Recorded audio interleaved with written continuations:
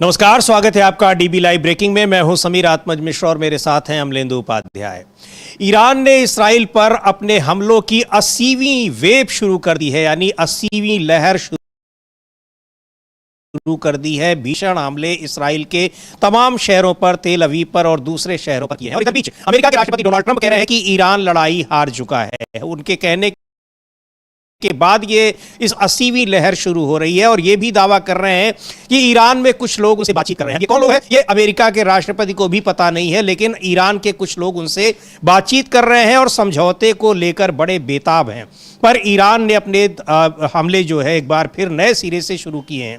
और कहाँ हमले हुए हैं, किन जगहों पर हुए हैं, इसराइल की तरफ से भी हमले हो रहे हैं, इस पर अपडेट हम आपको देते हैं। लेकिन अमेरिका के राष्ट्रपति डोनाल्ड ट्रंप के जो बार बार के ये बयान आ रहे हैं, इसको लेकर कई सारे सवाल उठ रहे हैं कि आखिर ट्रंप इस तरह का बयान किसी रणनीति के तहत दे रहे हैं या फिर वो अपने इस लड़ाई में जिस तरह पस्त होते दिखाई पड़ रहे हैं इसराइल और अमेरिका, उस फ्रस्ट्रेशन में उनके ये बयान आ रहे हैं। पहले बात करते हैं ताज़ा हमले कहाँ कहाँ हुए हैं। ईरान ने जो इसराइल पर और अमेरिकी ठिकानों पर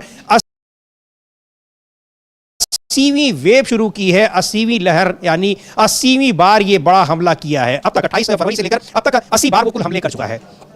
ईरान का साफ तौर पर कहना है कि हमारी ओर से कोई बातचीत नहीं हो रही है, किसी तरह के सीज फायर के लिए हम तैयार ही नहीं है और ना ही उससे संबंधित कोई बातचीत हो रही है। अमेरिका के राष्ट्रपति किससे बात कर रहे हैं? शायद वो खुद से ही बात कर रहे हैं। इस पर हम लोग चर्चा करते हैं। पहले इस हमले को लेकर ताज़ा हमले कहाँ हुए हैं, क्या कुछ नुकसान हुआ है, उन पर बात करते हैं। हाँ बिल्कुल समीर जी, एक तो ईरान ने अपनी 80वीं लहर जो है ऑपरेशन ट्रू प्रॉमिस 4 उसकी 80वीं लहर जो है वो जारी की है। और इसके लिए उसने जो यूएस के ठिकाने हैं, अमेरिकी ठिकाने हैं और जो मध्य कब्जे वाला उत्तरी इजराइल है, वहाँ पर उसने अपनी 80वीं लहर जो है वो की है। और जो उन्होंने अपना बयान जारी किया है, उन्होंने कहा है कि हमने कब्जे वाले इलाकों के उत्तरी हिस्से में मौजूद रणनीतिक जगहों और सैन्य केंद्रों पर हमला किया है। साथ ही पूरे इलाके में मौजूद अमेरिकी चौकियों पर भी हमने ज़ोरदार हमले किए हैं। बयान में कहा गया है कि इस ताज़ा चरण को कॉर्प्स की एरोस्पेस फोर्स ने गर्व भरे हमलों के समर्थन में अंजाम दिया है।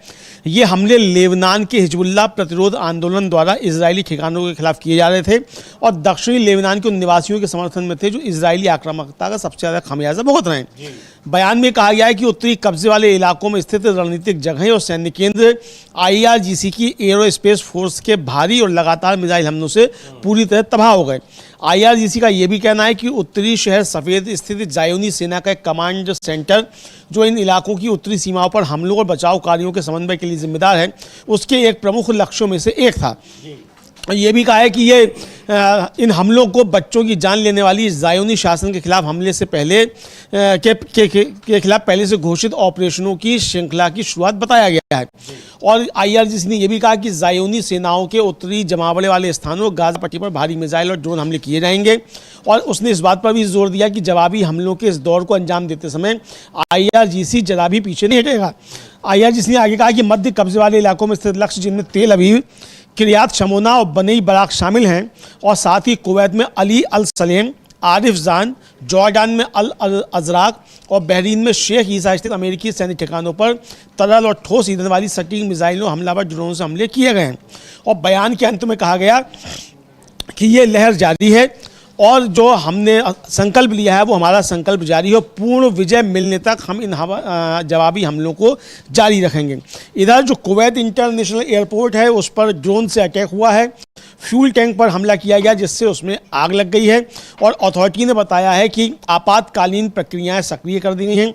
अग्निशमन दल आग बुझाने के लिए मौके पर पहुंच गए हैं और शुरुआती रिपोर्टों से पता चलता है कि केवल संपत्ति को नुकसान पहुंचा। ये कुवैत का कहना है। इधर कतर में जो है वो ब्लैक आउट हो चुका है क्योंकि वहाँ काफ़ी ज़्यादा नुकसान जो बिजली संयंत्र हैं उनको वहाँ पहुँचा है। ईरान की नौसेना है, उसने कहा है कि कंटेनर जहाज़ सेलेन को ईरान की नौसेना ने वापस लौटा दिया क्योंकि उसने कानूनी नियमों का पालन नहीं किया था। और उसके पास स्ट्रेट ऑफ हॉर्मुज से गुजरने की अनुमति नहीं थी।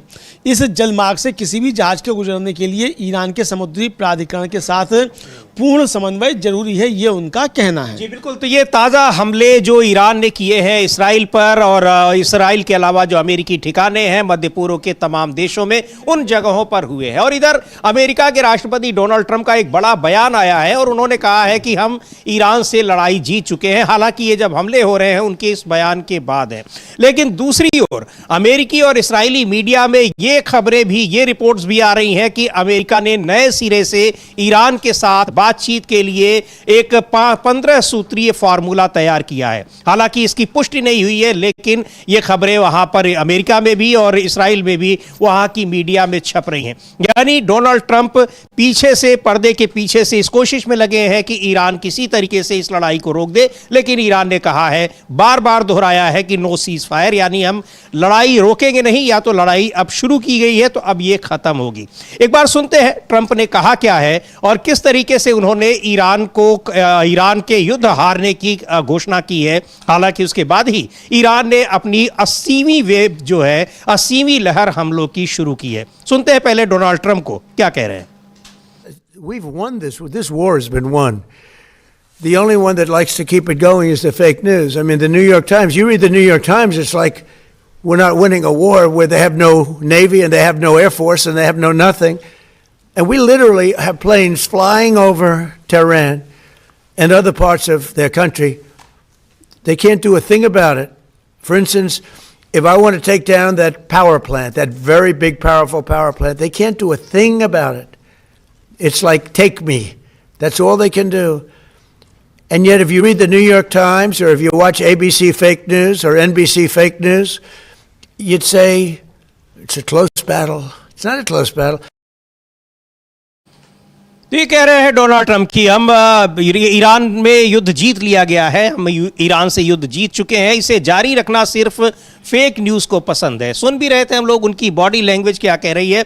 और उनके इस घोषणा के बाद, उनके इस दावे के बाद ईरान ने जब 80वीं लहर शुरू की तो फिर तबाह होते दिखाई पड़े इसराइल के तेल अवीव शहर और दूसरे कई शहर, इसके अलावा जो मध्य पूर्व के देशों में अमेरिकी ठिकाने हैं। अब इसको लेकर क्या ही कहा जाए। लेकिन यह भी खबर आ रही है अमलेंदु जी की पर्दे के पीछे कोशिश में लगे हुए हैं। फिर उन्होंने एक नई योजना पेश की है और जिसके जरिए ये कोशिश कर रहे हैं कि ईरान हॉर्मुज स्ट्रेट पर उनको भी अपने साथ में ले ले और इस लड़ाई को खत्म कर दे। यानी वो खेल कर रहे हैं इसराइल के साथ भी। बिल्कुल, इसराइल के साथ भी खेल कर रहे हैं और नेतन्याहू भी अब समझ गया है कि पहले तो नेतन्याहू खेल कर रहा था ट्रंप के साथ, अब ट्रंप ने भी खेल शुरू कर दिया है नेतन्याहू के साथ। हालांकि एक जो इजरायली अखबार है उसका दावा यह है कि ट्रंप ने जो अपना पीस प्लान बनाया है वो नेतन्याहू को भेज दिया है कि हम इन शर्तों पर फैसला, समझौता हम ईरान से करेंगे, ये उन्होंने भेज दिया है। लेकिन नेतन्याहू जो है उस पर सहमत नहीं है, चूंकि वो जो है एक तरीके से कहा जाए नेतन्याहू अपने डेथ वारंट पर दस्तखत कर देगा अगर ये समझौता हो जाता है। वो बेसिकली अमेरिका के हितों को से लेकर, और उसमें इसराइल का कोई हित नहीं है और इसराइल का अमेरिका ईरान की वजह से नुकसान ही होगा। हाँ, उसका नुकसान ही होगा, चूंकि उसमें इसराइल के साथ कोई समझौते की बात भी नहीं है और ईरान साफ तौर पर कह चुका है कि हम जीत तक ये हमले जारी रखेंगे। लेकिन ट्रंप का जो दावा है उसका ईरान ने बहुत सख्ती के साथ प्रतिवाद किया है और जो वहाँ का सेना है, ईरान की सेना है, उसका कहना है कि अमेरिका खुद से ही बातचीत कर रहा है, हम कभी साथ नहीं चल सकते। और सेंट्रल खातम अल अंबिया मुख्यालय के जो प्रवक्ता हैं उन्होंने अमेरिका को संबोधित करते हुए कहा कि आप एक ऐसे पड़ाव पर पहुंच गए हैं जहां आप खुद से ही बातचीत कर रहे हैं, अपनी हार को समझौता मत कहो, इस क्षेत्र में आपके निवेश का कोई नामो निशान नहीं रहेगा और आपको ऊर्जा तथा तेल की पुरानी कीमतें फिर कभी देखने को नहीं मिलेंगी। ये बड़ी बात जो है वो खातम अल अनबिया ने समीर जी कह दिया है। इधर जो जिम्बाब्वे में एजेंसी है, एम्बेसी है ईरान की, उसने एक ट्वीट किया और उसका कहना है कि ट्रंप ने कहा है कि ये जंग जीत ली गई है। फारसी का एक मशहूर मुहावरा है जो ये कहता है कि हम कहते हैं कि हमने उन्हें मारा, आप भी प्लीज कह दीजिए कि उन्होंने हमें मारा है लेकिन हमें अब भी ये नहीं पता कि उन्होंने ईरान के किस गुट के साथ बातचीत की है। तो इस ट्वीट को हम लोग देखेंगे, लेकिन इधर पीछे अमलेंदु जी, ईरान के राष्ट्रपति मसूद पेजेश्कियन ने भी एक बड़ी बात कही है, और जिस तरीके से ये कहा जा रहा है कि डोनाल्ड ट्रंप अब ये किस मन स्थिति में बात कर रहे हैं, लेकिन इसके पीछे ये भी देखा जा रहा है कि वो एक कुछ नई स्ट्रेटजी है जिसमें वो इजराइल को दरकिनार कर अमेरिका ईरान के साथ कोई समझौता कर लेना चाहते हैं। लेकिन उनकी इस डिप्लोमेसी को, कूटनीति को भली भांति समझ रहा है ईरान। ईरान ने भी अब एक नए सिरे से कूटनीति शुरू की है और ये कहा है कि जो मध्य पूर्व के देश हैं, अमेरिका और इजराइल ने उनकी भी आंखें खोल दी हैं और अब वो भी अब देख रहे हैं कि कितने उनके संरक्षक, कितने बड़े संरक्षक हैं अमेरिका और इस्राइल। एक बार देखते हैं मसूद पेजेश्कियन का वो ट्वीट। उन्होंने पर्शियन में लिखा है, लेकिन क्या कुछ कह रहे हैं। उन्होंने लिखा है कि आज हम दुनिया के कई देशों के लोगों में एक नई जागृति देख रहे हैं। पाकिस्तान, टर्की, इराक, लेबनान, मिस्र और अरब देशों के लोग अमेरिका, इस्राइल और उनके अपराधों की जोरदार शब्दों में निंदा कर रहे हैं। दुनिया के आज़ाद लोगों के दिल ज़ायोनिस्टों के साथ नहीं है। इस इलाके में स्थिरता तभी संभव है जब राष्ट्रों की इच्छा का समर्थन और सम्मान किया जाए। ये एक बड़ा बयान है मसूद पेजेश्कियन का। बिल्कुल समीर जी, ये डॉक्टर मसूद पेजेश्कियन जो ईरान के राष्ट्रपति हैं, उनका एक बड़ा बयान है। और ये बयान आया क्यों है समीर जी, इसका भी एक जो है वो परिप्रेक्ष्य है। असल में Bahrain, Denmark, France, Greece, Latvia, Pakistan, Somalia और यूके, यूनाइटेड किंगडम, इन्होंने एक संयुक्त वक्तव्य जारी किया है और उस वक्तव्य में इन्होंने फ़िलिस्तीन को और गज़ा को लेकर बहुत सारी बातें कही हैं और यरूशलेम को लेकर बहुत सारी बातें कही हैं। उसमें जो बातें कही गई हैं कि कब्ज़े वाले फ़िलिस्तीनी क्षेत्र के किसी भी हिस्से को अपने में मिलाने का और फ़िलिस्तीनी लोगों के किसी भी ज़बरदस्ती विस्थापन का हम कड़ा विरोध दोहराते हैं। और ये कौन है, इसमें बहरीन भी शामिल है, डेनमार्क भी है, फ्रांस भी है, ग्रीस भी है, लातविया भी है, पाकिस्तान भी है, सोमालिया भी है, यूके भी है, नाटो कंट्रीज भी यानी इसमें शामिल। हम याद दिलाते हैं कि सुरक्षा परिषद ने 1967 से कब्जे वाले फिलिस्तीनी क्षेत्र, जिनमें पूर्वी यरूशलेम भी शामिल है, की जनसांख्यिकीय बनावट, स्वरूप और स्थिति को बदलने के उद्देश्य से उठाए गए सभी कदमों की निंदा की है। हम मांग करते हैं कि इजराइल कब्जे वाले फिलिस्तीनी क्षेत्र, जिसमें पूर्वी यरूशलेम भी शामिल है, में बस्तियां बसाने की सभी गतिविधियों को तुरंत और पूरी तरह से रोक दें और इस संबंध में अपनी सभी कानूनी दायित्वों का पूरी तरह से पालन करें। जबकि ये बस्तियां बसाने का जो प्रोजेक्ट है वो ट्रम्प साहब का है, जिसे पीस ऑफ गाजा वो उन्होंने नाम दिया। यह अवैध बस्ती नीति इजरायली बसने वालों द्वारा फिलिस्तीनी नागरिकों पर लगातार बढ़ते हमले, साथ ही फिलिस्तीनी समुदायों के खिलाफ हिंसा, जिसमें हाल ही में इजरायली सेना द्वारा फिलिस्तीनी बच्चों की हत्या भी शामिल है, अस्वीकार है। इन्हें तुरंत रोका जाना चाहिए। हम मांग करते हैं कि इसके लिए जिम्मेदार लोगों को जवाब ठहराया जाए। हम यरूशलेम में पवित्र स्थानों पर ऐतिहासिक यथास्थिति यानी स्टेटस क्वो को बनाए रखने के लिए परिषद की अपील की फिर से पुष्टि करते हैं। हम कब्जे वाले फिलिस्तीनी क्षेत्र में पैदा हो रही गंभीर मानवीय और आर्थिक स्थिति पर गहरी चिंता व्यक्त करते हैं। ये कुल मिलाकर ये वही चीज है कि जिसमें अब मध्य पूर्व के देश और बाकी देश अब गजा के मामले को भी, जहां पर इसराइल ने कब्जा किया हुआ है, फलस्तीन के जो इलाके हैं उन पर कब्जा किया हुआ है, उनका भी एक हल निकालने की कोशिश कर रहे हैं। इससे पहले भी ये कोशिशें दिखाई पड़ी और अब ये संयुक्त बयान बिल्कुल वही बता रहा है। और ईरान का जो जवाब है वो भी इसी ओर इशारा कर रहा है। ईरान का ये भी इशारा कर रहा है। और जिस तरीके से खातम अल अंबिया के प्रवक्ता का कल हम लोगों ने बयान सुनवाया था कि गजा के और फिलिस्तीन के लोगों, आप अपने को अकेला मत समझिए, हम आपके साथ हैं।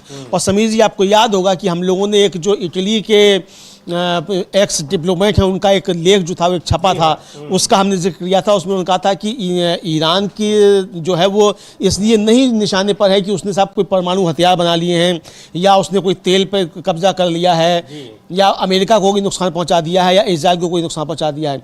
वो इसलिए निशाने पर है चूंकि जो सुन्नी देश कहे जाते थे या जो मुस्लिम देश कहे जाते थे, अरब राष्ट्र कहे जाते थे, जिनकी ज़मीनों पर कब्जा किया हुआ इजराइल ने, वो सब सरेंडर हो चुके हैं इजराइल के सामने और अमेरिका के सामने। लेकिन ईरान जो है वो फिलिस्तीन और गजा को लेकर अभी भी तनकर खड़ा हुआ है और यही उसकी असली लड़ाई का कारण है। तो यही बात जो है अब डॉक्टर मसूद पेजेश्कियन जो कह रहे हैं वो यही बात कह रहे हैं। मैं समीर जी कल एक देख रहा था,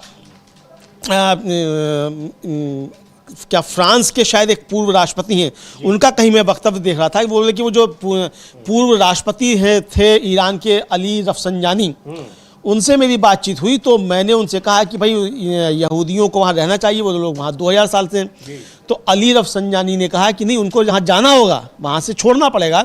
और क्यों छोड़ना पड़ेगा? उनका कि हम 6000 साल पहले हम भी भारत में थे, लेकिन हम वहाँ नहीं हैं अब, और हम वहाँ जाना भी नहीं चाहते।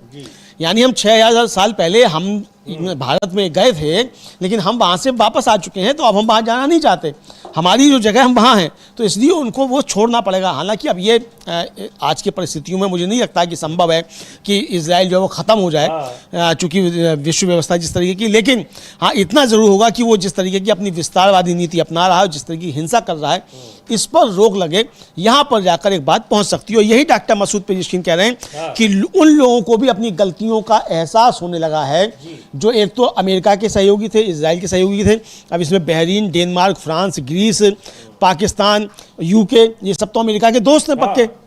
सोमालिया को अगर आप छोड़ भी दिया जाए तो केवल एक सोमालिया जो वही ऐसा है जिसको आप कह सकते हैं कि वो उनका दोस्त नहीं है, बिल्कुल। बाकी चूंकि लेकिन सोमालिया में भी अंदरूनी संघर्ष बहुत ज़्यादा है। तो ये समझा जा सकता है कि डॉक्टर मसूद पेजेश्किन जो कह रहे हैं कि आज हम दुनिया के कई देशों के लोगों में एक नई जागृति देख रहे हैं। पाकिस्तान, तुर्की, इराक, लेबनान, मिस्र और अरब देशों के लोग अमेरिका, इजराइल और उनके अपराधों की ज़ोरदार शब्दों में निंदा कर रहे हैं।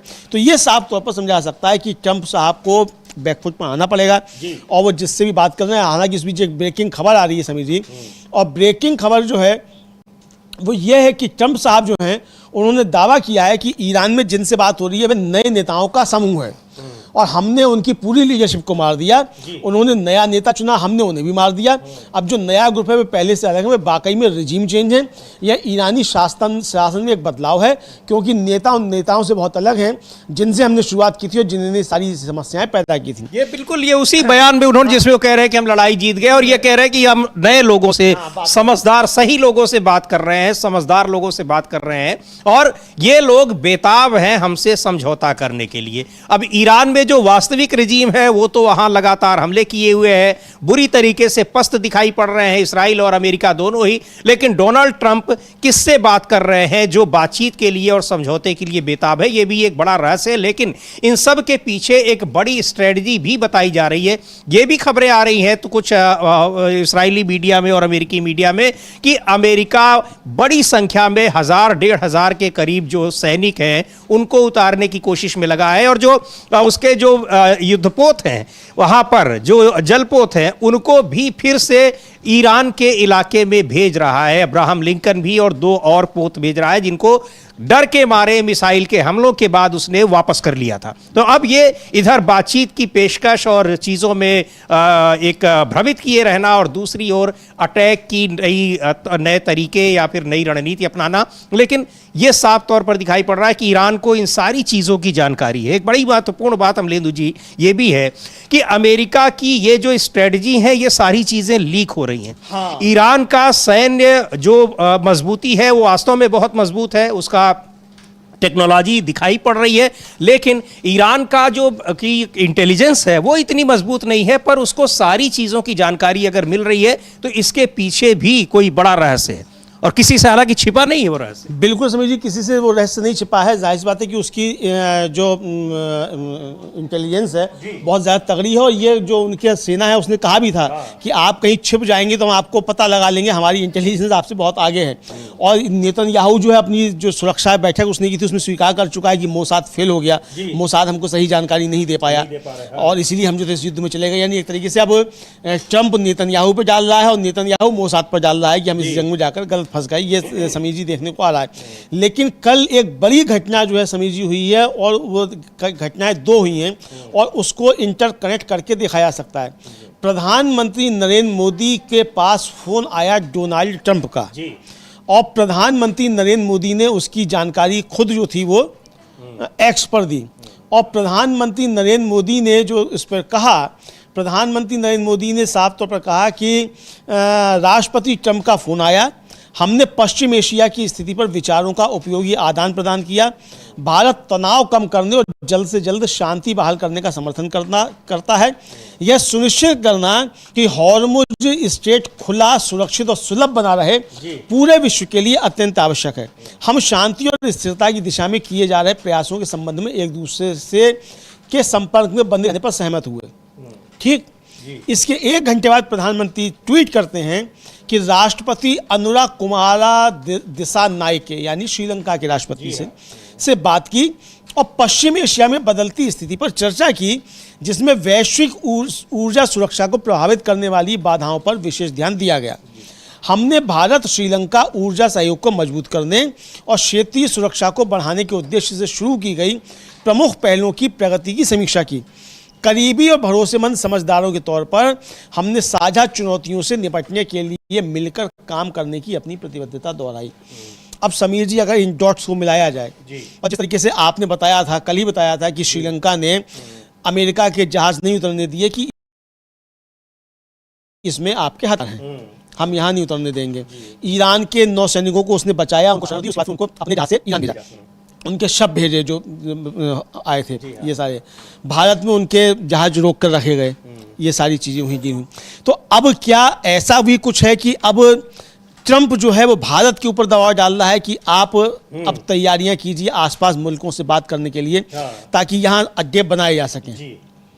तो ये भी हो सकता है, हालांकि प्रधानमंत्री ने इसका कोई जिक्र नहीं किया है। ये अब ये एक चीज और भी आ रही है बात की, जैसे पाकिस्तान ने पेशकश की कि हम मध्यस्थता कर रहे हैं, उसके पीछे भी अमेरिका की पॉलिसी या ट्रंप की पॉलिसी दिखाई पड़ रही है कि वहां के जो सेनाध्यक्ष हैं आसिम मुनीर, वो तो अमेरिका के कब्जे में ही है, उनके जरिए कहीं वो ईरान पर जमीनी हमले का बेस ठिकाना तो नहीं ढूंढ रहा है, तैयारी तो नहीं कर रहा है। ये बातें भी सामने आ रही हैं। हाँ, ये बातें भी सामने आ रही हैं। और जिस तरीके से अभी 2 दिन पहले आसिम मुनीर ने जो पाकिस्तान के तमाम शिया क्लेरिक्स हैं उनको बुलाया और बहुत धमकी भरे अंदाज में बातचीत की कि आप लोग ठीक रहिए और यहाँ जो है आप ईरान का समर्थन मत कीजिए। और उसके बाद वो तमाम शिया नेताओं ने अपने वीडियोस जो थे वो बना कर जारी किए और साफ तौर पे कहा कि तुम होते कौन हो, तुमने कौन सी कुरान पढ़ी है, तुम किस कुरान को मानते हो? हम मुसलमान भी हैं और पाकिस्तानी भी हैं, दोनों हैं, और हम तुम्हारी धमकियों से डरने वाले नहीं हैं, ईरान के साथ हम खड़े हुए हैं। ये तमाम वीडियोस उन लोगों ने जारी किए। तो ये एक बड़ी चिंता की बात जो है ये क्या पाकिस्तान के साथ धोखा कर रहा है आसिम मुनीर? ये भी है, समझिए। लेकिन शहबाज शरीफ जो हैं वो कह रहे हैं कि मैं तो सारी दुनिया से बातचीत कर रहा हूँ, इसमें रुके। अब जो आसिम मुनीर हैं उन्होंने कल रात में जो है वो ट्वीट किया है समीर जी, और उनका जो कहना है आसिम मुनीर का कहना है कि वो उन्होंने सऊदी के जो क्राउन प्रिंस हैं उनसे बातचीत की है और क्षेत्रीय शांति के लिए कूटनीतिक प्रयासों की जानकारी दी है। उन्होंने ट्वीट भी किया, उनका ट्वीट भी हम लोग देख सकते हैं क्या उन्होंने लिखा है। और उन्होंने जो लिखा है उसमें ये लिखा है कि मौजूदा संकट के सामने सऊदी अरब के ज़बरदस्त संयम की मैंने तारीफ़ की और दुश्मनी को तुरंत ख़त्म करने और हालात को सामान्य बनाने और मुस्लिम दुनिया के भीतर ज़्यादा एकता की अपील की। मैंने उन्हें क्षेत्रीय शांति और स्थिरता के लिए पाकिस्तान के कूटनीतिक प्रयासों के बारे में जानकारी दी।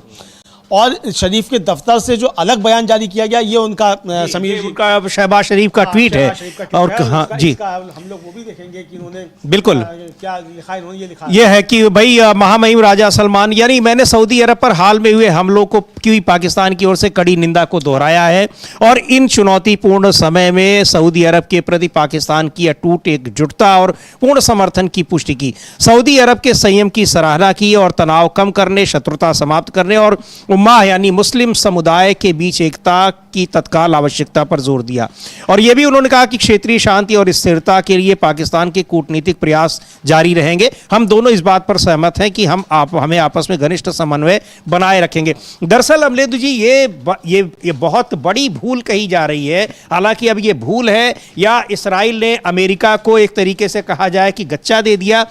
अब जो सैयद अली खमेनेई को मार दिया जो, और उसके बाद जिस तरीके से मुस्लिम देशों की एकता, मुस्लिम एकता कायम हुई है, अब शिया और सुन्नी जैसा कोई विवाद नहीं रह गया। आप देखिए कि कट्टर जो ईरान के दुश्मन भी थे वो भी साथ खड़े दिखाई पड़ रहे हैं, अरब देशों के लोग भी साथ खड़े दिखाई पड़ रहे हैं। अब अमेरिका को उस तरीके का सपोर्ट उनसे नहीं मिल रहा है। और जिस तरह से मसूद पेजेशकियाना बयान दे रहे हैं और जिस तरह से उन लोगों के संयुक्त बयान आ रहे हैं, तो ये बहुत कुछ पूरी उस जगह की जियोपॉलिटिक्स को एकदम बदल देने वाली स्थिति दिखाई पड़ रही है। बिल्कुल समझिए, ये जियोपॉलिटिक्स को बदल देने वाली स्थिति है और ये आगे चलकर खतरा जो है ये इजराइल और अमेरिका के लिए ही बड़ा होगा।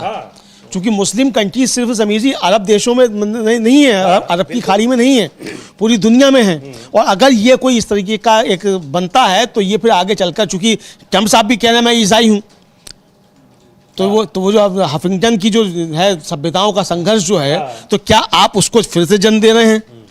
आप पूरी दुनिया को इस वार में उलझाना चाहते हैं? ये भी सामने आ रहा है। हालांकि पोप जो है उन्होंने बहुत समझदारी की बात की है, पोप लियो ने, और उन्होंने साफ तौर पर कहा है कि ये युद्ध जो है ठीक नहीं है, किसी भी तरीके का शांति बनाई रखी जानी चाहिए, युद्ध लंबे समय तक नुकसान पहुंचाते हैं। लेकिन ट्रंप तो सबसे बड़ा पोप बन गया है इस समय, तो पोप का भी पोप हो गया है, तो वो तो खुद ही सब कुछ चीज़ें कर रहा है। तो ये एक खतरनाक उसमें ले आकर जो है वो ट्रंप ने फंसा दिया है। लेकिन जो आपने कहा कि एक नई एकता जो है बन रही है, ये भी सामने आ रहा है। इधर जो उसके तुर्की के जो राष्ट्रपति हैं एर्दोगन, उन्होंने एक समीर जी बड़ी बात कही है। और एर्दोगन का जो है वो कहना है कि हालांकि यह युद्ध इजराइल का युद्ध है, लेकिन इसकी कीमत पूरी दुनिया चुका रही है। यह युद्ध नेतन्याहू के राजनीतिक अस्तित्व को बचाने का युद्ध है, लेकिन इसके दुष्परिणाम 8 अरब लोगों को भुगतने पड़ रहे हैं।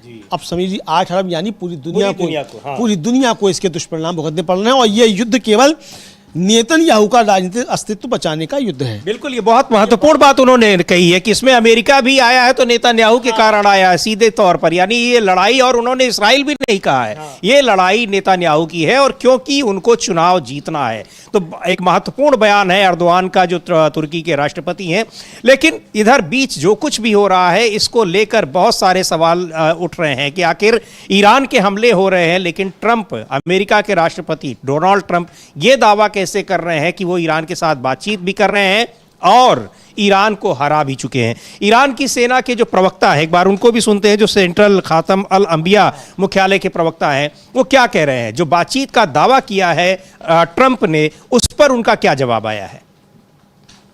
बिस्मिल्लाहिर्रहमानिर्रहीम। قدرت راهبردی که از آن دم میزدید تبدیل به شکست راهبردی شده. مدعی ابرقدرتی دنیا اگر میتوانست از این مخمسه رها شود تا حالا شده بود. اسم شکستتان را توافق نگذارید. دوران وعده هایتان به سر رسیده. امروز در جهان 2 جبهه وجود دارد، حق و باطل، و هر حق طلب آزاده‌ای تحت تأثیر امواج رسانه‌ای شما اغوا نمی شود. سطح خود درگیری هایتان به مرحله مذاکره خودتان با خودتان رسیده؟ نه خبری از سرمایه گذاری هایتان در منطقه خواهد بود و نه قیمت سابق انرژی و نفت را خواهید دید، تا وقتی که بفهمید ثبات در منطقه توسط دست قدرتمند نیروهای مسلح ما تضمین می شود. ثبات از طریق قدرت. صراحتاً اعلام می کنیم تا موعدی که اراده तो ये कह रहे हैं कि आप एक ऐसे पड़ाव पर पहुंच गए हैं जहां आप खुद से ही बातचीत कर रहे हैं, और सीधे वो कह रहे हैं कि आपकी मन स्थिति ऐसी हो गई है, आप इस फ्रस्ट्रेशन में हैं, और कह रहे हैं कि अपनी हार को समझौता मत कहो। इस इलाके में आपके निवेश का कोई नामो निशान नहीं रहेगा, और आपको ऊर्जा तथा तेल की पुरानी कीमतें फिर कभी देखने को नहीं मिलेगी। अब ये उन्होंने ये जवाब दिया है, और बातचीत हो रही है उसका बहुत सही जवाब दिया है। ट्रंप कह रहे हैं कि सही लोगों से बात हो रही है। अब ये किन लोगों से बात हो रही है? सरकार से बात हो रही है, या जो रजा पहलवी साहब जो अमेरिका में ही रह रहे हैं उन्हीं से वो बातचीत कर ले रहे हैं और उसको ईरान से होने वाली बातचीत बता रहे हैं? बिल्कुल बिल्कुल, वो रजा पहलवी से बात हो रही है या किससे बात हो रही है तो वो जाने, लेकिन वो कह रहे हैं कि नया नेता चुन लिया गया है, और वो जो है वो नया नेता जो है उससे हमारी बात हो रही है, बहुत सम्मानित लोग हैं, ये सब जो है वो ट्रंप साहब कहते हुए नजर आ रहे हैं। लेकिन ट्रंप साहब क्या कहते हैं वो तो ट्रंप साहब ही जाने, उसको क्या कहा जाए समीर जी, ये साफ तौर पर देखना बड़ा दिलचस्प होगा। जवाब बड़ा अच्छा था कि आप उस पड़ाव पर पहुंच गए हैं कि अब आप खुद ही से बात कर ले रहे हैं। हाँ बिल्कुल, आप खुद से ही बात कर ले रहे हैं, ये बहुत अच्छा जवाब। और ये कि हार को डील नहीं कहते हैं, ये भी कि आप अपनी हार को जो है वो समझौता मत कहिए, वो डील नहीं है, आप हार रहे हैं, ये भी समझिए। ये साफ तौर पर समीर जी देखा जा सकता है। और जो अल हवानिया है इराक में, उसमें इराकी अर्धसैनिक ठिकानों पर हवाई हमले हुए हैं, और पश्चिमी अनवार प्रांत के अल हवानिया में पॉपुलर मोबिलाइजेशन फोर्स PMF के ठिकानों पर हवाई हमलों से निशाना बनाया गया है। लेकिन अभी तक ये पता नहीं चला है कि ये हमला आखिर किया किसने है इसकी कोई जानकारी अभी तक नहीं मिली है, लेकिन ये हमला हुआ है ये साफ तौर पर समझ में आ रहा है।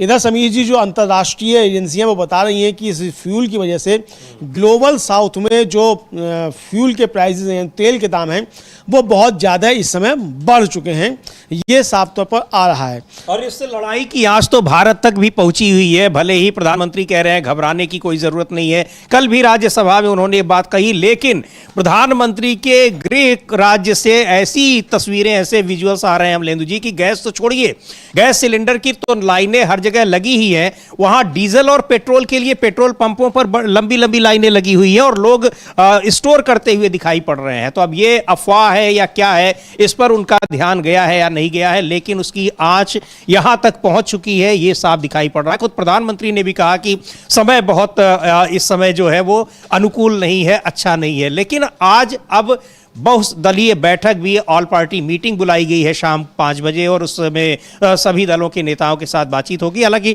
प्रधानमंत्री शायद उस सर्वदलीय बैठक में नहीं रहेंगे। हाँ, प्रधानमंत्री शायद उस सर्वदलीय बैठक में नहीं रहेंगे, लेकिन इस पे कह दिया गया है कि अगर प्रधानमंत्री नहीं रहेंगे तो विपक्ष भी इस बैठक में नहीं रहेगा। ये साफ तौर पर कह दिया गया। तो ये सर्वदलीय बैठक आप जब संसद में आकर बता रहे हैं और उसके बाद सर्वदलीय बैठक बुला रहे हैं और आप ही नहीं और आप बता रहे हैं कि कोरोना से जैसी गंभीर परिस्थितियां हैं। जी हाँ, तो कोरोना में तो WHO का कहना है 50 लाख लोग मरे थे, आपका कहना है कि 5 लाख लोग मरे थे। बहरहाल जो भी 5 लाख मरे हो या 50 लाख मरे हो, तो क्या वैसी परिस्थितियां हैं? मतलब साफ साफ कहना चाहिए ना, इशारे क्यों करना? जब आप संसद के अंदर बोल रहे हैं, आप देश के सामने बात कर रहे हो, तो साफ साफ कहिए कि कैसी गंभीर परिस्थितियां हैं।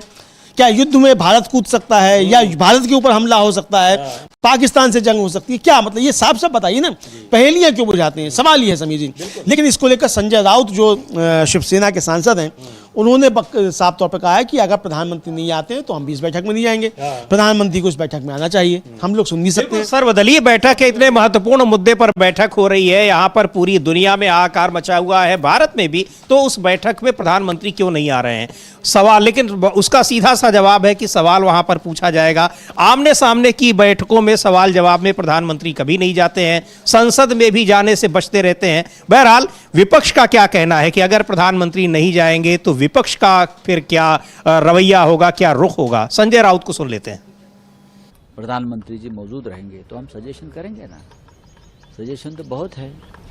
सबसे पहले है कि ये सभी जो संघर्ष चल रहा है पूरे विश्व में, तो हमारे भारत देश की भूमिका क्या है उसमें? पाकिस्तान जैसा देश एक भूमिका लेकर आज खड़ा है, वो ट्रंप को कहता है कि हम मध्यस्थता करने को तैयार है और ट्रंप उसका स्वागत भी करता है, अभिनंदन करता है। उसका मतलब है ट्रंप मोदी जी को उल्लू बना रहे हैं। अब देखो, ट्रंप से बात करने से अच्छा है मोदी जी देश के विपक्ष से बात करें, उनको अच्छे सुझाव मिलेंगे। विपक्ष क्या चाहता है? ट्रंप उनका मालिक क्या है, सुझाव देगा? मालिक से बात करना इतनी बड़ी कौन सी बात है? विपक्ष क्या सुझाव देगा सर? आज इंडिया गठबंधन क्या चाहता है? विपक्ष जो सुझाव देगा, तो अभी मैं क्यों अभी क्यों बोलूं? हम जब वहां बैठेंगे तो बोलेंगे ना। ठीक, बोलिए आप क्या। तो ये अब विपक्ष क्या करेगा, लेकिन बड़ी महत्वपूर्ण बात कह रहे हैं कि ट्रंप जो है वो मोदी जी को उल्लू बना रहा है। मोदी जी को भी कोई उल्लू बना सकता है, भी बड़ी हैरानी वाली बात है। लेकिन संजय राउत बिल्कुल क्लियर कट बात करते हैं, वो घुमा फिरा के नहीं बोलते हैं। हाँ, बड़े घुमा फिरा के नहीं बोलती हैं। और अभी उनकी एक किताब भी आई है, उसमें बड़ा तहलका मचाया हुआ है संजय राउत की किताब ने। मतलब मुझे लगता है कि सुब्रमण्यम स्वामी और संजय राउत दो लोग ऐसे हैं जिनसे मोदी जी बहुत ज़्यादा परेशान रहते होंगे। लेकिन संजय राउत जो कह रहे हैं वो बड़ी गंभीर बात है समीर जी। अगर ट्रंप मोदी जी को उल्लू बना रहा है या कुछ भी कर रहा है, एक तो ट्रंप पहले धमकी दे चुका है कि मैं मोदी जी का पॉलिटिकल कैरियर खत्म कर सकता हूँ। वो क्या है उसके पास पता नहीं भाई, कैसे खत्म कर सकता है। मोदी जी जाने वो जाने, दोनों दोस्त हैं, दोनों आपस में कुछ भी बात कर सकते हैं, भाई कौन किसका पॉलिटिकल कैरियर खत्म करेगा। लेकिन पॉलिटिकल कैरियर खत्म होने की कगार पर तो ट्रंप का भी पहुंच गया समीर जी। और कैसे पहुंच गया है ट्रंप का पॉलिटिकल कैरियर खत्म होने की कगार पे? जो अब नतीजे आने लगे हैं इस जंग के, वो सीधे सीधे अब ट्रंप को हिट कर रहे हैं अमेरिका में।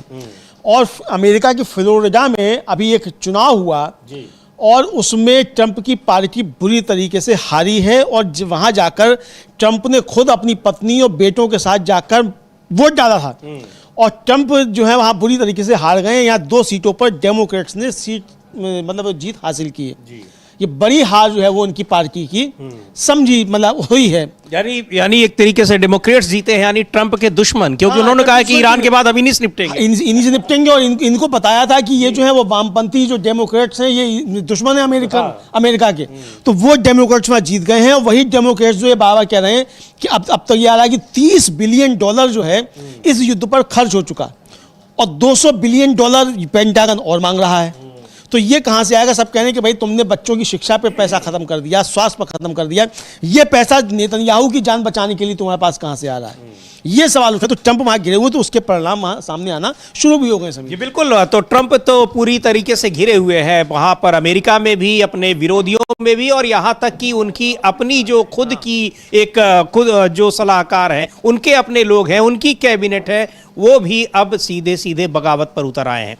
लेकिन ट्रंप बार बार कुछ नई चाल चलने की कोशिश कर रहे हैं, दावे कर रहे हैं, और यहां अब इसराइल के साथ भी ऐसा लग रहा है कि अब दोनों एक दूसरे के साथ खेल रहे हैं, क्योंकि अब जिस तरीके से एक स्टेप डाउन किया और यू टर्न लिया है डोनाल्ड ट्रंप ने, उन्होंने घोषणा की थी, अल्टीमेटम दिया था कि 48 घंटे के भीतर अगर हॉर्मुज स्ट्रेट नहीं खाली किया ईरान ने, तो फिर उसके पावर प्रोजेक्ट्स पर हमला करेंगे। लेकिन फिर बैकफुट पर आ गए और कहे अब नहीं करेंगे, 5 दिन के लिए और मोहलत दे दी। इसराइल भी परेशान है कि आखिर ये क्या कर रहे हैं, यानी दोनों के बीच की दूरियां भी बहुत बढ़ गई हैं, तो घिरे नजर आ रहे हैं। और शायद उसी का नतीजा है कि ट्रंप के ये बयान आ रहे हैं, कभी कह रहे हैं कि ईरान लड़ाई हार गया है, हम युद्ध जीत गए हैं, ईरान में सभी रिजीम चेंज हो गई है, और रिजीम दिखाई पड़ रही है कि रिजीम क्या कर रही है। रिजीम अब तक 80 हमले कर चुकी है और बता भी रही है 80 हमले कर चुकी है। और कल तो यह बहुत जबरदस्त उसका हमला था, संसद के पास में भी हमला किया उसने,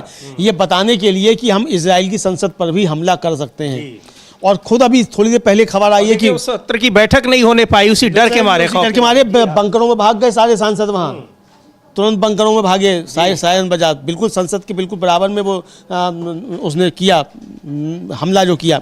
अब समीर जी, अब ट्रंप साहब कह रहे हैं कि भाई चूंकि बात चल रही थी इसलिए हमने ईरान के जो परमाणु वो उसके बिजली संयंत्र थे उन पर हमला नहीं किया, ये उनका कहना है। और लेकिन इस बीच बातचीत किससे हो रही थी ये किसी को नहीं पता है। ईरान की तरफ से साफ तौर पर कहा गया है कि ये झूठ बोल रहे हैं, कोई बातचीत नहीं हो रही है। हाँ, वो तो बल्कि सेना तो वहां की कह रही है, ट्रंप खुद से बातचीत कर रहे हैं।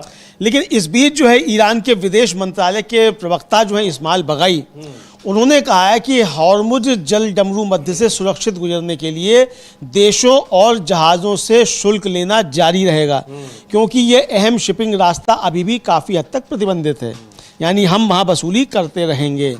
और बगाई ने भारत का ही एक मीडिया संस्थान है उसको दिए इंटरव्यू में कहा कि ईरान पर थोपी गई युद्ध जैसी स्थिति के कारण हॉर्मुज जल डमरू मध्य से गुजरने के लिए कई तरह के उपाय लागू हैं।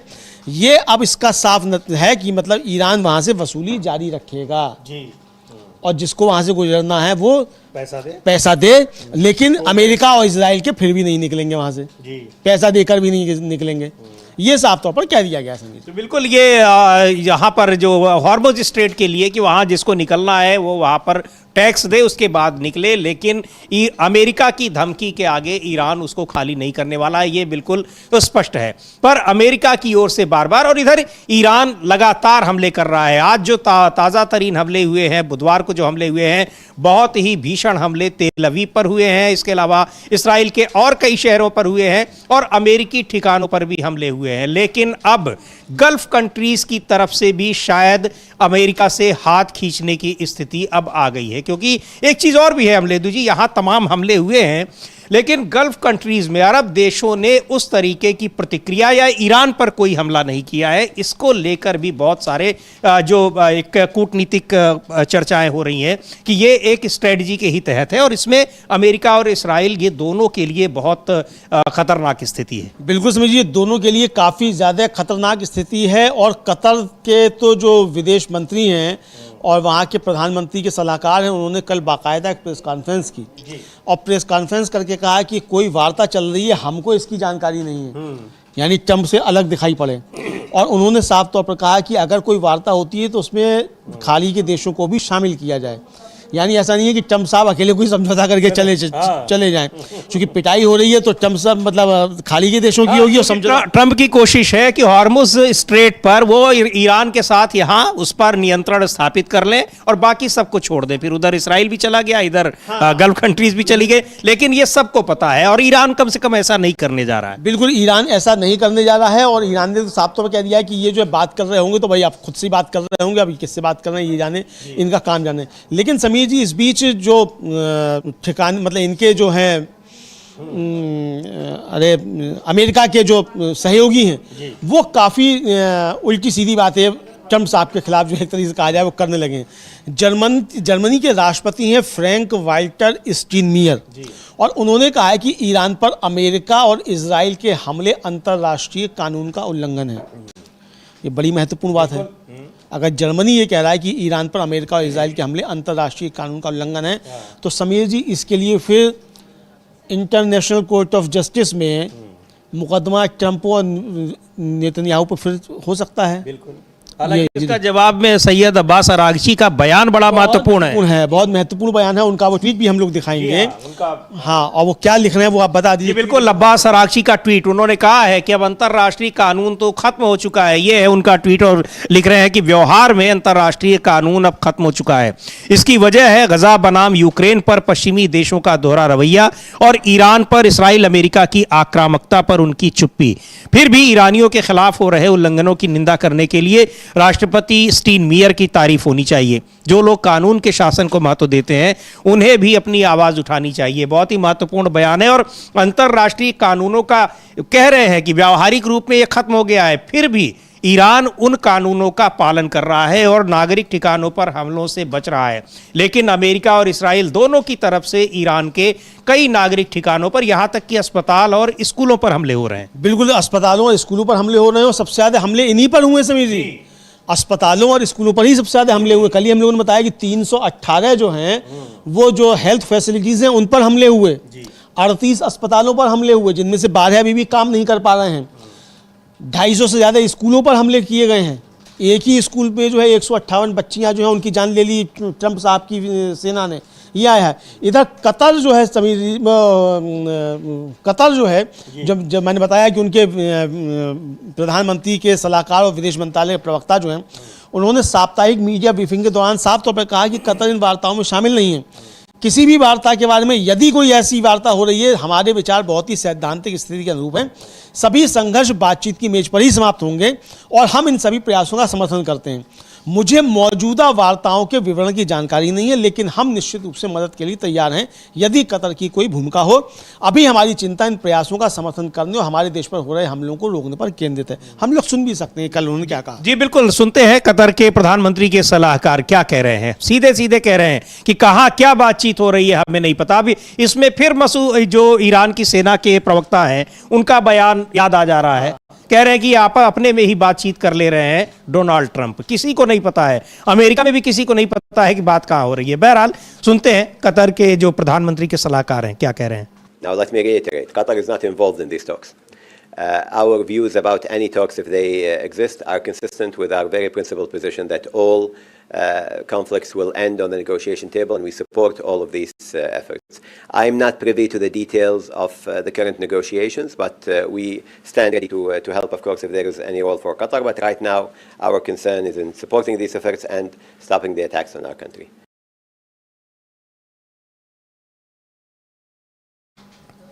तो ये कह रहे हैं कि जो कतर इन वार्ताओं में शामिल नहीं है। यदि ऐसी कोई वार्ता हो रही है, हमारे विचार हमारी बहुत ही सैद्धांतिक स्थिति के अनुरूप हैं। सभी संघर्ष बातचीत की मेज पर ही समाप्त होंगे और हम इन सभी प्रयासों का समर्थन करते हैं। मुझे मौजूदा वार्ताओं के विवरण की जानकारी नहीं है, लेकिन हम निश्चित रूप से मदद के लिए तैयार हैं यदि कतर के लिए कोई भूमिका हो। तो ये महत्वपूर्ण बात है और ये सीधा साफ साबित कर रहा है कि ट्रंप झूठ बोल रहे हैं। हाँ, ट्रंप झूठ बोल रहे हैं, झूठ पे झूठ बोल रहे हैं।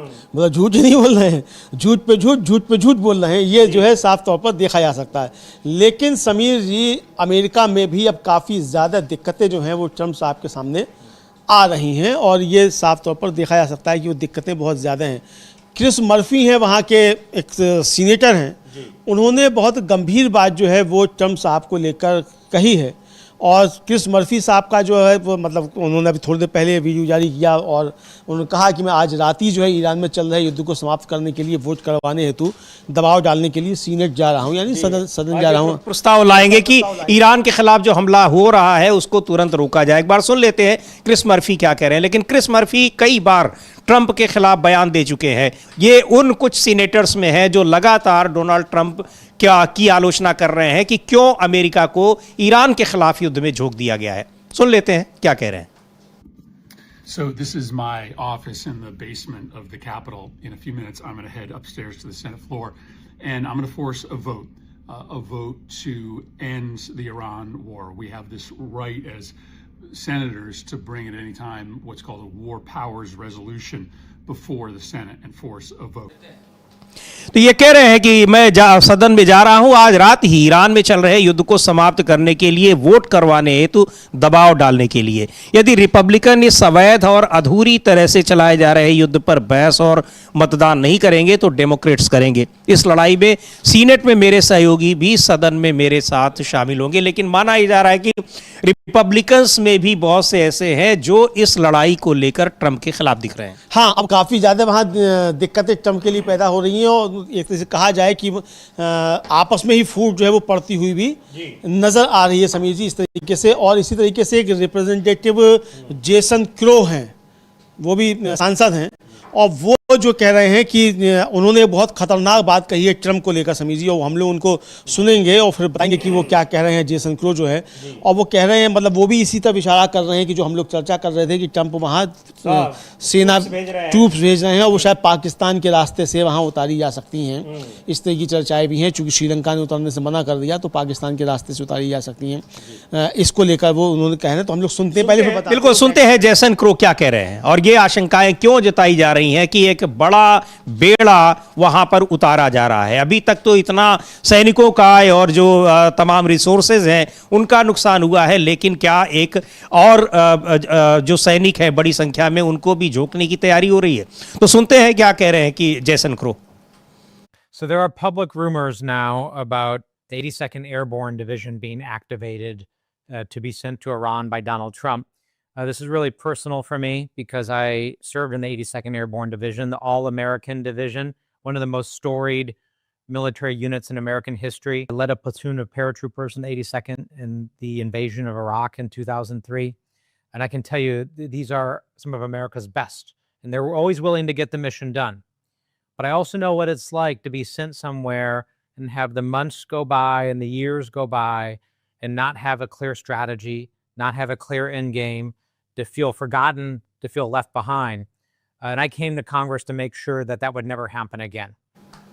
तो कह रहे हैं जेसन क्रो कि ट्रंप जल्द ही 82वें एयरबोर्न डिवीजन को मिडिल ईस्ट में तैनात कर सकते हैं। पैराट्रूपर्स हमेशा काम पूरा करते हैं, मुझे पता है क्योंकि मैंने भी इस डिवीजन में काम किया है। मुझे ये भी पता है कि बिना किसी साफ स्ट्रेटजी या एंड गेम के तैनात होना कैसा होता है। अमेरिकी इससे बेहतर के हकदार हैं। यही कहा जा रहा है कि आपने कुछ असेसमेंट नहीं किया, कोई तैयारी नहीं की, अचानक आपने लड़ाई में झोंक दिया अमेरिका को। बिल्कुल अचानक आपने लड़ाई में झोंक, उसका नुकसान हो रहा है। और पहले से आपने ना तो जो आर्थिक दिक्कतें क्या आएंगी देश के सामने, दुनिया के सामने, ना तो आपने उस पर कोई ध्यान दिया। आपका कितना नुकसान होगा ना आपने इस पर कोई ध्यान दिया, ना आपने वहाँ की कोई इंटेलिजेंस से जानकारी ली कि भाई इनकी तैयारियां क्या हैं। आपकी इंटेलिजेंस पूरी तरीके से फेल हो गई, सिवाय इसके कि आपने जो है वो खुले में चूंकि मैदान में थे, खामेनेई तो आपने मार दिया। इसके अलावा आप उपलब्धि क्या है? अगर आपने वहाँ स्कूलों पे, रिहायशी बिल्डिंग्स पे और अस्पतालों पर अगर हमले करके निरपराध नागरिकों की जान ले लिए तो ये तो आपने अपराध किया है।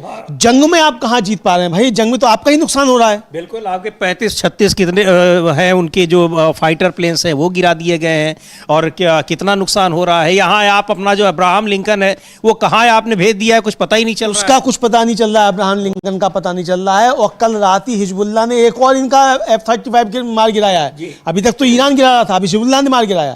तो आप समझिए कि जिस F-35 की इतनी आप बात करते थे उसने आपका F-35 उसने भी गिरा दिया। सेना एक मिलिशिया गिरा दे रहा है। सेना एक मिलिशिया यहाँ छोड़ दीजिए। तो ये मिलिशिया है, ये तो वो आपको गिरा दे रहा है। तो यानी आपने इसकी पूरी एक तरह से कहा जाए होमवर्क किया ही नहीं, सिर्फ नेतन्याहू के कहने पे आ गए कि भाई हमला कर दो, बल्ले बल्ले सब कुछ हो जाएगी और तेल पर सारा कब्जा हमारा हो जाएगा, और जैसा वेनेजुएला में किया वैसा ही हम यहाँ पर करके चले आएंगे। तो ये कितना नुकसान हो रहा है। तो यही बात जो है वो जो जेसन क्रो हैं वो कह रहे हैं। महत्वपूर्ण बात ये समझिए कि जेसन क्रो उसी डिवीज़न में रह चुके हैं, मतलब पूर्व सैनिक हैं जिस डिवीजन को ट्रंप भेज रहे हैं पैरा ट्रूपर्स को, उसी डिवीजन में वो काम कर चुके हैं। तो वो कह रहे हैं कि भाई बिना किसी साफ स्ट्रेटजी या एंड गेम के तैनात होना कैसा होता है, यानी उसके क्या नुकसान हो सकते हैं, ये मैं जानता हूं। मतलब सीधे तौर पे कह रहे हैं कि आप पूरी बटालियन को, आप वहां डिवीजन को मरने के लिए भेज दे रहे हैं, मरने के लिए भेज रहे हैं। तो आपका तो कुछ जाएगा नहीं। एक सीनेटर जो है वो उनका हम लोगों ने बाइक सुनवाई भी थी समीर जी, वो कह रही है कि ट्रंप अपने बच्चों को भेजो लड़ने के लिए, हमारे सैनिकों को क्यों मरवाने के लिए भेज रहे हो। तो ये चीज़ें समझिए यहाँ शुरू हो गई। ट्रंप की बहुत बुरी गत होने वाली है, ये दिख रहा है, क्योंकि ट्रंप जिस तरीके की हरकतें कर रहे हैं समीर जी, एक तो अपने देश के साथ विश्वासघात, पूरी दुनिया के साथ विश्वासघात, मोदी जी जैसे अच्छे दोस्त के साथ भी विश्वासघात, जो संजय राउत का आरोप है, हमें नहीं मालूम क्या है कि नहीं है। और अब तो इसराइल के साथ भी विश्वासघात करते दिख रहे हैं। अब इसराइल के साथ भी विश्वासघात, तो यानी दुनिया का सबसे बड़ा विश्वासघाती ट्रंप हो गया है। तो ये इतिहास में जो है काले अक्षरों में लिखा जाएगा कि दुनिया का सबसे बड़ा विश्वासघाती शासक जो था वो ट्रंप था, जो किसी का सगा नहीं हुआ।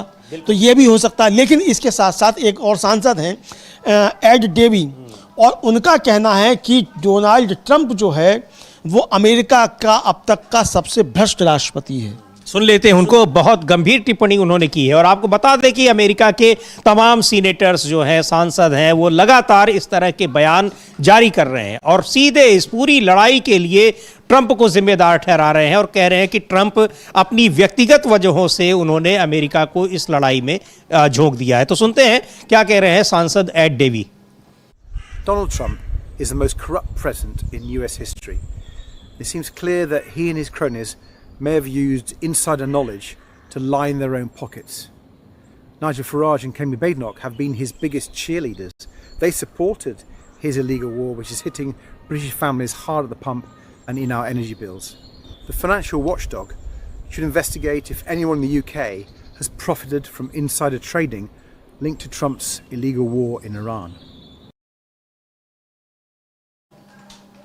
कह रहे हैं डेवी कि डोनाल्ड ट्रंप अमेरिका के अब तक के सबसे भ्रष्ट राष्ट्रपति हैं। अब ऐसा लगता है कि उन्होंने और उनके साथियों ने अंदरूनी जानकारी का इस्तेमाल करके खुद को मालामाल कर लिया, जबकि उनके युद्ध ने बाकी सभी को और गरीब बना दिया। अब ये तो बहुत ही बड़ा आरोप है, बहुत गंभीर आरोप है समीर जी की इस युद्ध में भी आप। और देखिए ये क्या है कि अब वार्ता कर रहा है उनका दामाद। भाई दामाद क्या है, वहाँ का राष्ट्रपति है, उपराष्ट्रपति है, रक्षा मंत्री है, गृह मंत्री है, कहीं किसी राज्य का गवर्नर है, क्या है आखिर, कैसे बात कर रहा है। तो ये कर रहा है, लेकिन वो वार्ता कर रहा है। ट्रंप साहब कह रहे हैं कि अच्छा युद्ध भी उसके कहने पे किया है। ये भी बताते हैं कि कुशनर जो है और पीट जो हेगसेगेट है उसके कहने पे और ये किया युद्ध में हमले में कूदे हैं। और पीट हेगसेगेट की तो कल खूब बेइज्जती भी कर दी कि तुम ही हो, तुम्हारे कहने पे हम इस युद्ध में कूद गए थे, ये भी आया।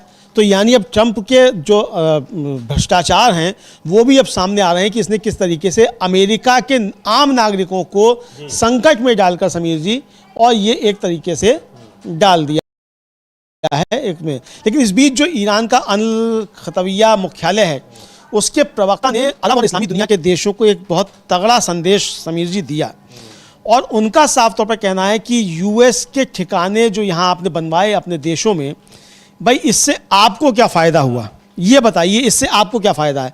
आपकी पिटाई हो रही है तो क्या आपको बचा पा रहा है, पहली बात। दूसरी बात जो बहुत महत्वपूर्ण सवाल है, पहले हम सोचते हैं पहले सुन लेते हैं कि वो क्या कह रहे हैं, उसके बाद बताते हैं उसका तर्जुमा, उसका अनुवाद। तो ये उनका सुनते हैं, लेकिन उनका ये कहना है कि भाई बड़ा सवाल उन्होंने उठाया है। एक तरफ ये भी कह रहे हैं कि आप आंखें भी खुल गई हैं, दूसरी तरफ ये भी कह रहे हैं कि आखिर आपको मिला क्या है। कि तो कह रहे हैं कि अरब और इस्लामी दुनिया को अमेरिका और इजराइल से स्वतंत्र एक क्षेत्रीय सुरक्षा गठबंधन बनाने का आग्रह भी किया है। बहरहाल पहले सुनते हैं, उसके बाद फिर बताते हैं क्या कहा उन्होंने। बिस्मिल्लाहिर्रहमानिर्रहीम। इला उख्वतिल मुस्लिमीन फिल आलम अल अरबी शहीद अल आलम अल इस्लामी और हाज़ा अल आम ईद फित्र मुगायरन लिमा अहदहु फिल अवाम अस्साबिक़ा عدنا لنشهد عدوانا إجراميا جديدا شنه الإسرائيليون والأمريكيون على إيران بوصفها ركنا مهما في العالم الإسلامي.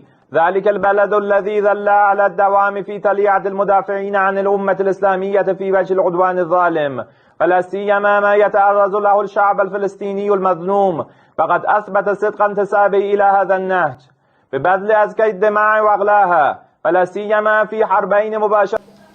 तो कह रहे हैं कि इस अरब और इस्लामी दुनिया को अब अमेरिका और इजराइल से स्वतंत्र एक क्षेत्रीय सुरक्षा गठबंधन बनाना चाहिए।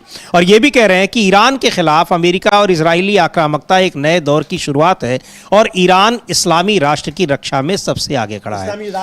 हाँ, इस्लामी राष्ट्रों की रक्षा में। और ये कह रहे हैं कि बाहरी ताकतों पर निर्भर न रहने की हिदायत दे रहे हैं या अपील कर रहे हैं। कह रहे हैं कि कुरान की शिक्षाओं की ओर लौटने और एक सामूहिक सुरक्षा व्यवस्था बनाने का आह्वान कर रहे हैं। इसके अलावा उन्होंने अमेरिका और इजराइल की मौजूदगी के बिना क्षेत्रीय देशों के साथ एक सैन्य और सुरक्षा संघ बनाने के लिए ईरान की तत्परता की घोषणा भी उन्होंने की। वही बात हम लोग जो कई बार कर चुके हैं कि जियोपॉलिटिक्स वहां पर बदलती नजर आ रही है। अब अरब देशों का भी अमेरिका देख लिया उन्होंने कि ट्रिलियंस डॉलर हमने खर्च किया होगा, अमेरिका को दिया होगा, लेकिन हमारी जब सुरक्षा की बात आई तो कहां दिखाई पड़ रहा है? वो तो अपनी नहीं सुरक्षा कर पा रहा, अपनी सुरक्षा नहीं कर पा रहा। और जो असुरक्षा भी हुई वो हुई किसकी वजह से? वो भी ईरान और इजराइल की वजह से हुई। उस इजराइल की वजह से जिसने इन अरब देशों की जमीनें हड़प ली है ना। तो यही वो कह रहा है, ईरान की सेना कह रही है कि भाई आप ही बताइए आपको क्या फायदा हुआ। और कल को अगर इजराइल आपके ऊपर हमला करे, अब जैसे कि एर्दोगन कह रहे हैं, और आपको याद होगा समीर जी, हम लोगों ने जो इजराइल के पूर्व प्रधानमंत्री हैं नतफली क्या बेनेकेन नाम ऐसे दिमाग से उतर जाते हैं, वो कह रहे हैं कि अगला निशाना तुर्की होगा, क्योंकि तुर्की खतरा है। वो इस्लामी राष्ट्रों की एकता की बात कर रहा है। तो यानी अगर तुर्की भी खतरा है, ये इस्लामी राष्ट्र भी, ये खाड़ी के देश भी खतरा हैं, तो भाई ये बताओ कि क्या अमेरिका जो है इजराइल को प्राथमिकता देगा या तुम्हें प्राथमिकता देगा? वो तो सीधे कहता ही है कि हम तो यहाँ पर इसलिए है कि इसराइल को हमें प्रोटेक्ट करना है, बचाना है। बहरहाल इसको लेकर जो अब ये लड़ाई पूरी दुनिया को प्रभावित कर रही है। भारत में भी अब इसको लेकर चिंताएं जताई जा रही हैं, क्योंकि तेल और गैस की वजह से पूरी दुनिया में एक अफरा तफरी मची हुई है।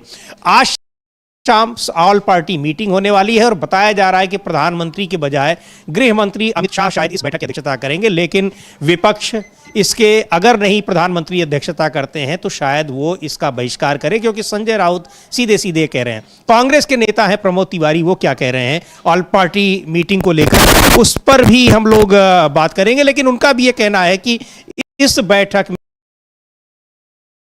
में तो कम से कम प्रधानमंत्री को रहना चाहिए। हाँ बिल्कुल रहना चाहिए, क्योंकि समीर जी आज प्रदर्शन हुआ है और प्रदर्शन जो किया गया उसमें नारे लगे हैं कि नरेंद्र भी गायब, सिलेंडर भी गायब। वो संसद के परिसर में उस प्रदर्शन को भी हम लोग देख लेते हैं। उसमें कहा जा रहा है कि गायब है। जब जरूरत पड़ती है, आमने सामने सवाल पूछा जाता है, तो ऐसी हर परिस्थिति में, हर स्थिति में गायब रहते हैं, चाहे वो संसद हो चाहे ऑल पार्टी मीटिंग हो। हाँ, दोनों गायब हो तो पहले हम लोग प्रमोद तिवारी को सुन सकते हैं और उसके बाद फिर प्रदर्शन भी देख सकते हैं, या जैसा भी हमारी टीम कर सकते हैं। प्रदर्शन के बाद देखते हैं कि क्या कुछ हुआ है वहां पर। तो और सुनते हैं, प्रमोद तिवारी को सुन लेते हैं। झूठ बोल रही है, ये सब कुछ ठीक है।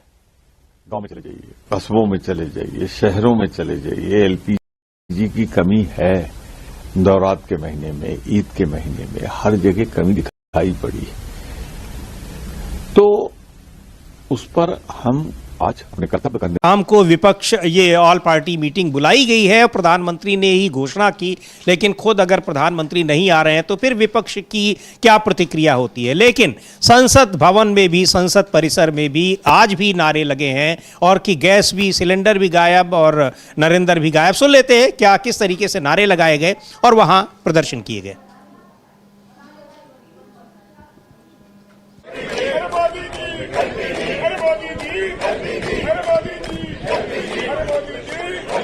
अरे मोदी जी, अरे मोदी जी, अरे मोदी जी, अरे